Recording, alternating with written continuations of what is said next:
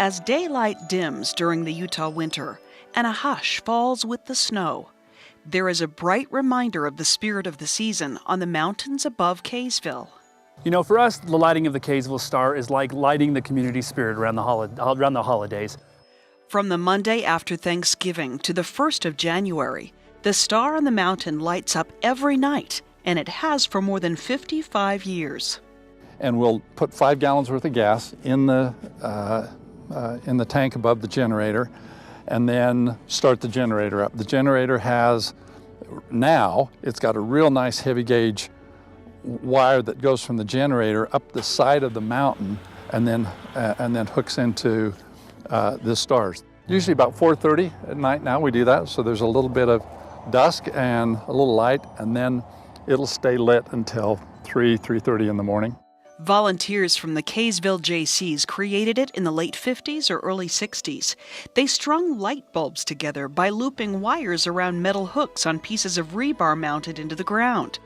Jeff Dunford volunteered with the group. And every year there was a lot of maintenance to do with it because the wire would get bad and the light bulbs all would break. After the Utah Olympic Games in 2002, the city asked organizers to repurpose the lights from the Olympic rings above the U. Along with those lights, Kaysville was given 4 pallets of equipment to build a new star. I drew it by hand originally. This is we just drew it up and then realized we could make it double.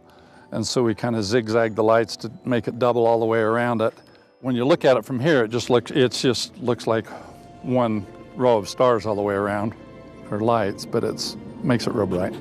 An Eagle Scout and his father, an engineer, helped with the design, making sure each stake was perfectly aligned to create the 60-foot wide star you see now, with its 75 neon lights, each covered with a glass dome. Well, the neon lights draw half the power, so we were able to double the size or the number of lights in the star and make it even a little bit bigger, but it made it a real nice bright star. And as you can see from the drive and the hike up here, it was a very labor-intense project to make possible what you can see from a very long distance away.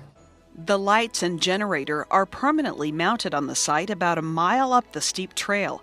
And every holiday season, volunteers drive up their SUVs, ATVs, or snowmobiles each afternoon to fuel the generator, in good weather or bad. In the 80s and 90s, there was some pretty heavy snow in a few of those winters, and it was a snowmobile deal.